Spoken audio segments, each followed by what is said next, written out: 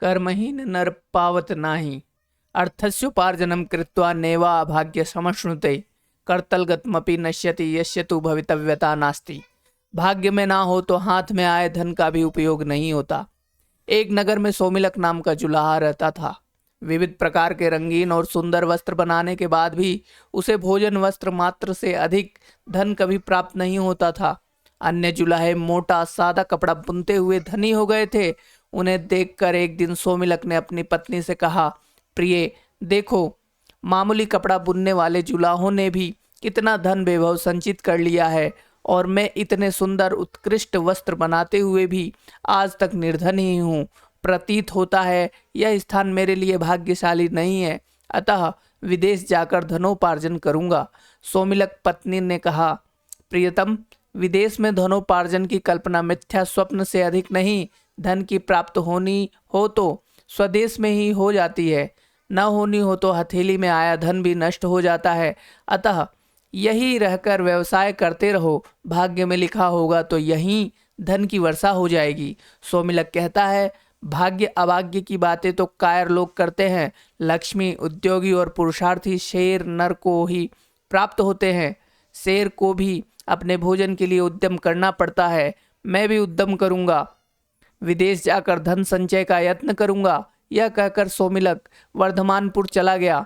वहां 3 वर्षों में अपने कौशल से 300 सोने की मोहरें लेकर वह घर की ओर चल दिया। रास्ता लंबा था। आधे रास्ते में ही एक दिन ढल गया।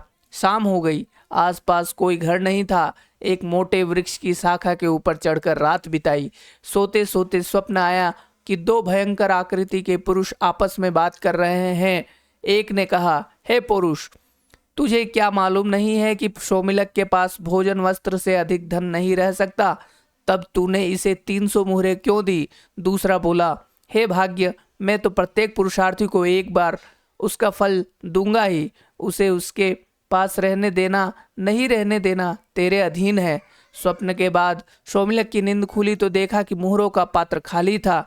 इतने कष्टों से संचित धन के इस तरह लुप्त हो जाने से सोमिलक बड़ा दुखी हुआ और सोचने लगा, अपनी पत्नी को कौन सा मुंह दिखाऊंगा, मित्र क्या कहेंगे। यह सोचकर वह फिर वर्धमानपुर को ही वापस आ गया। वहां दिन रात घोर परिश्रम करके उसने वर्ष भर में ही 500 मोहरें जमा कर ली।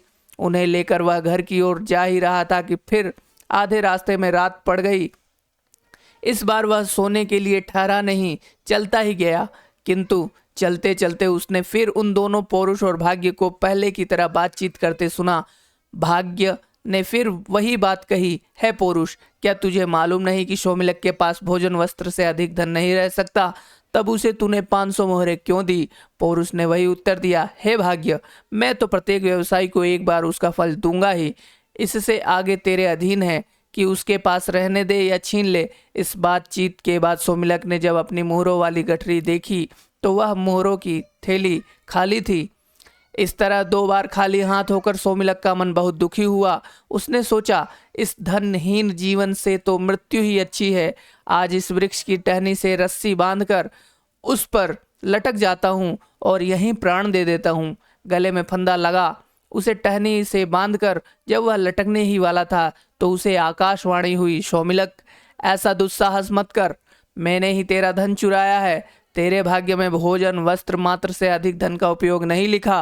व्यर्थ के धन संचय में अपनी शक्तियां नष्ट मत कर। घर जाकर सुख से रह। तेरे साहस से तो मैं प्रसन्न हूँ। तू चाहे तो एक वरदान मांग ले, मैं तेरी इच्छा पूरी करूँगा। सोमिलक ने कहा, मुझे वरदान में प्रचुर धन दे दो। अदृष्ट देवता ने उत्तर दिया, धन का क्या उपयोग? तेरे भाग्य में तो उसका उपयोग नहीं है। भोग रहित धन को लेकर क्या करेगा? सोमिलक तो धन का भूखा था। बोला, भोग हो या ना हो, मुझे धन ही चाहिए। बिना उपयोग या उपभोग के भी धन की बड़ी महिमा है। संसार में वही पूज्य माना जाता है जिसके पास धन का संचय हो। कृपण और अकुलीन भी समाज में आदर पाते हैं। संसार उनकी ओर आशा लगाए बैठा रहता है कि जिस तरह वह गीदड़ बेल से आशा लगाकर उसके पीछे 15 वर्ष तक घूमता रहा। भाग्य ने पूछा, कैसे, किस तरह? सोमिलक ने फिर बेल और गीदड़ की कहानी सुनाई।